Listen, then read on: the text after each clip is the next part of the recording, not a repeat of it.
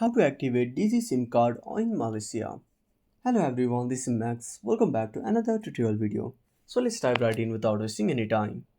So first of all, open up your Play Store, tap on the search icon and search for MyDigi.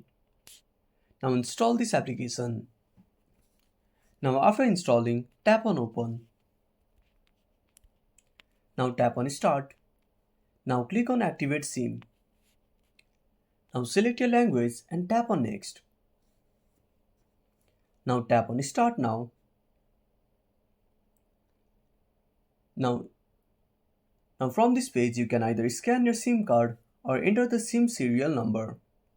Now enter the SIM serial number.